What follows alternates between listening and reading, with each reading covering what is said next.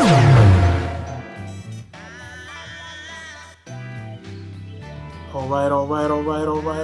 The name is Dale. Doing the album review for the new Royce the 5'9", the Allegory. This album review is done on behalf of Audio Liquor Mag, Audio Liquor Magazine. Gonna give you a brief history on Royce as I know it.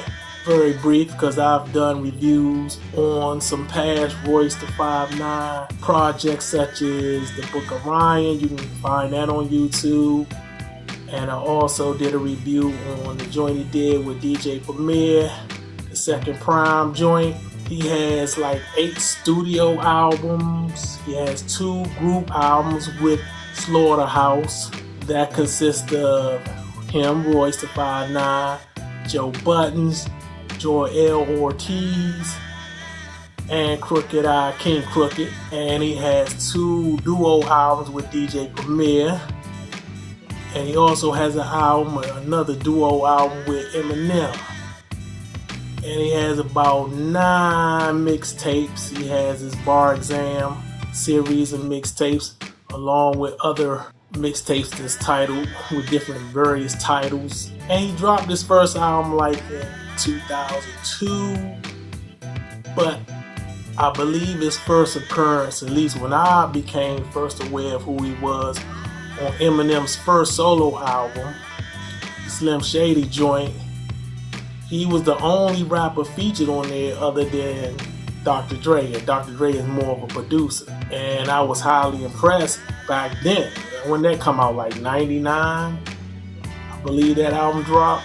So he has been putting in work, and his last, I would say, 5 to 6 years have been better than his first 10 years in the business.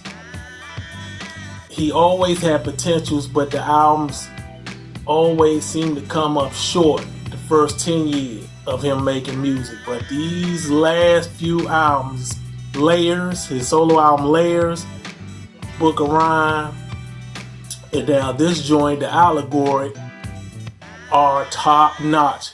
Damn near, if not classic albums. Borderline classics. I don't like just throw that classic title around too much, but those 3 albums come close. Book of Rhyme might be a classic. I probably should be giving it the classic title, but these last 3 albums are killing the competition. I think him and Kendrick Lamar are making the best albums of recent years, in my opinion. So he has gotten better as he's gotten older. Like he said in one of his songs, he doesn't age. So I'm going to get into some of the songs on the album, the Allegory joint. He's on some Plato shit. He's been reading Plato, so that's how he got the idea and concept for the album Allegory, from reading that book. Anyway, I'm going to start off with track 1, which is like an intro, but it's more like an intro / song, actual song. It's called Mr. Grace. It starts off with this guy teaching his son, his little son, life lessons of how to maneuver through this world, and basically being a good father and teaching his son how to live. And then after that, Royce comes in with a nice verse, a very deep verse. He gets deep on that joint, and at times, at moments, within the verse, it almost sounds like spoken word. Very strong way to start off the album. Love that joint. And you got another track called Dope Man. Dope man, please can I have another hit? I like how they sampled the old Ice Cube joint. The Dope Man song is featuring Cedric the Entertainer. Yes, that's Cedric the Entertainer. You have some singing in the beginning. I forgot who's singing. I think the guy's name is Emmanuel who's singing. I could be wrong about that. And then after the singing, you kind of have Cedric the Entertainer doing like this quiet storm type of voice, radio voice. It fits perfect with the track, because the track is like it has a soulful jazz sound to it. It's like the perfect blend with him doing that type of voice, and his voice in general, his voice period. And then Royce comes in with a nice, short, but effective verse after that. One of the strongest songs on here. I love it. And you got another track called I Don't Age. It's some braggadocious shit. Royce kills it. I believe he has a line, I don't remember it verbatim, but he has a line where he says, y'all niggas could stay sleeping, but I'ma stay woke. If you are what you eat, why haven't I ate goat, but I never ate goat? Something like that. If you are what you eat, why haven't I never ate goat, or I haven't ate goat? Something like that. He said with so much conviction and so much confidence. And he's like, damn, this dude is becoming like one of the GOATs, one of the greatest of all time. He putting in all his work, so I love that joint. Another nice track.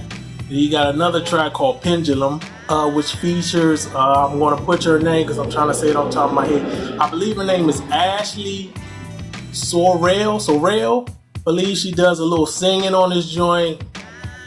And the hook goes, and the Lord swings the pendulum. I like that shit. That shit is catchy. Nice song. I'm digging it. Then you got another joint called Play Forever featuring Graph. Both of them do their thing, but Royce Reels, he really kills it. He shines. He outshines Graph on his joint. Not that Graph don't do his thing, but he outshines. He owns his joint, Royce. And he like, forever, dog? Forever? I like how he like switches up his flow and cadence on the verse. He kills it again. Then you have this track called Ice Cream, which is labeled an interlude, but it's more like a skit to me, in my opinion. Now, I learned something on this interlude that I did not know, that I'm kind of beating myself up saying, how did I not know this? The tune you hear from the ice cream truck, you know the ice cream truck we all used to go to, that tune that you would always hear coming from the ice cream truck to let you know it's coming. That tune actually, the roots of that music is from a real racist song from like the early 1900s. That's the root of that melody, that tune that you hear from the ice cream truck. So I found that very interesting, how he crafted that skit to drop that jewel on you if you didn't know. And I had no idea. That was the root of that melody, that tune, that music that you hear come from the ice cream truck. And then you got another track called On the Block featuring DJ Premier. Now DJ Premier is just doing cuts and scratches. He didn't produce the joint, he didn't make the beat. And it's featuring this guy, who's the guy named Oswin Benjamin, that's his name. And I'm not familiar with that guy, but he did a good job. He's rapping on the joint. I love the beat. The beat is nasty. It's like real soulful, mellow, but it sounds like some old like 8-ball MJG type shit. Some T-Mix like old production from back in the 90s, but it has a up-to-date feel to it. Love the beat to this joint. It's nasty. Then you got another track called Overcomer featuring Westside Gun. You know, he's doing his signature boop boop boop boop at the beginning.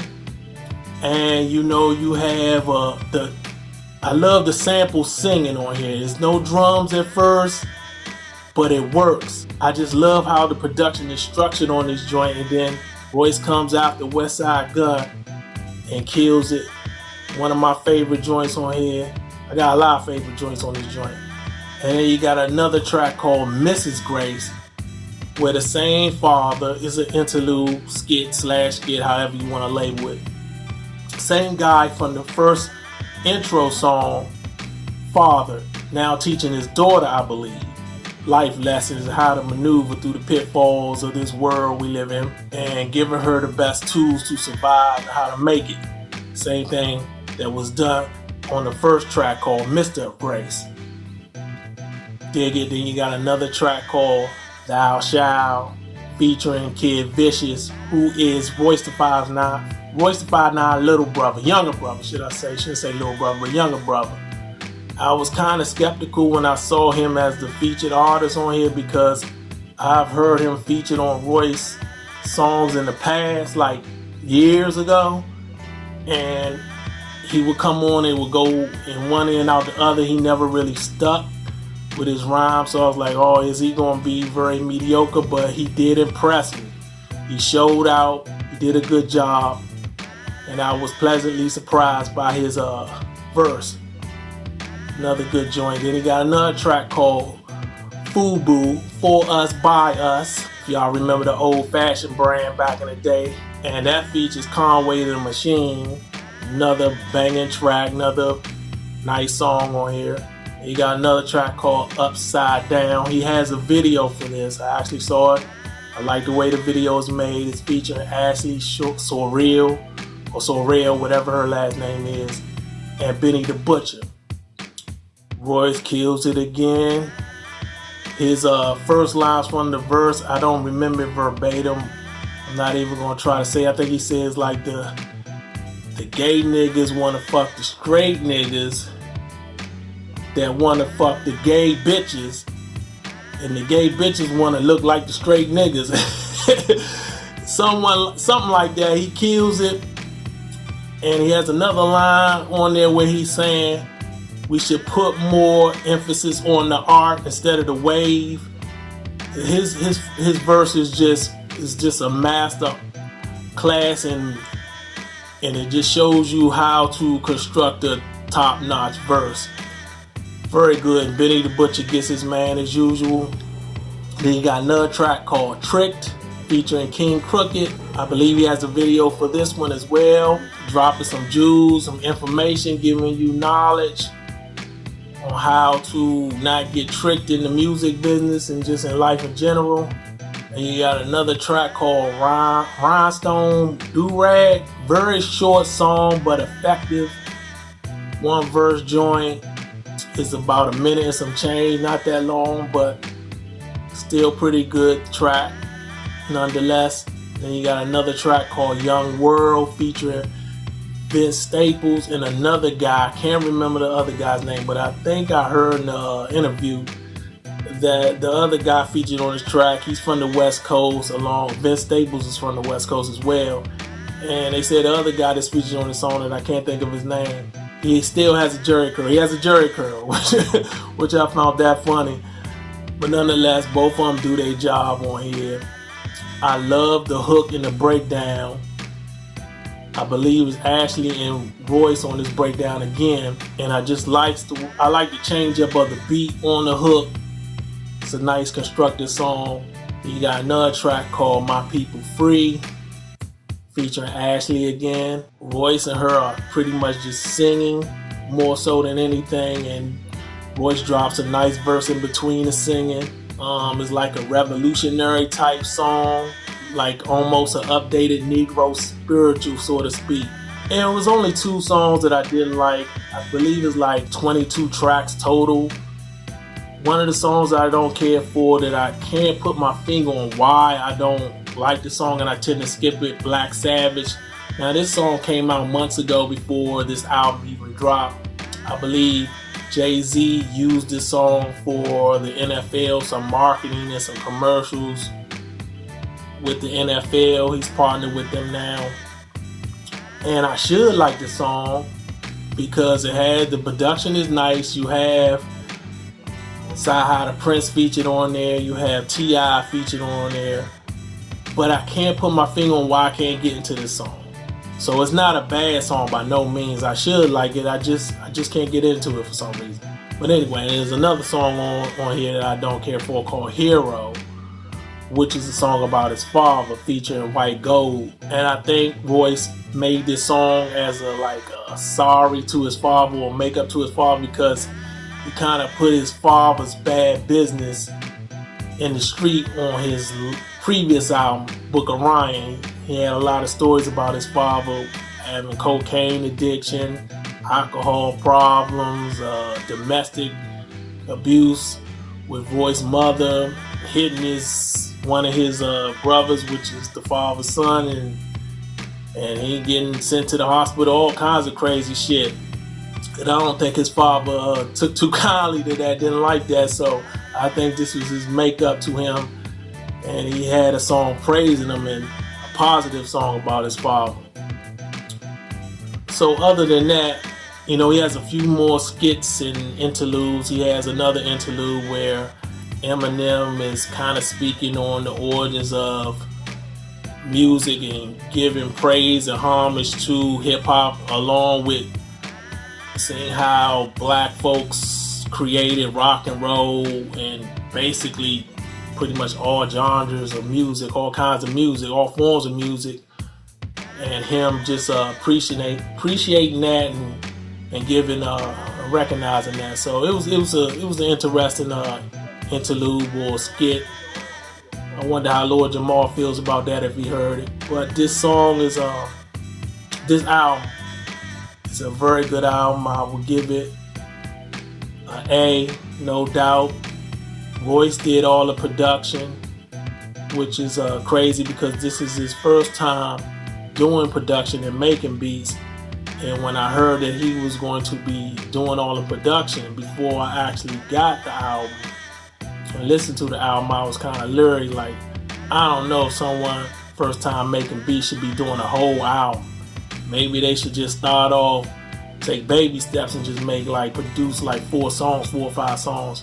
But he did the whole thing, and I was shocked and impressed on how good the production is. I like his style of production.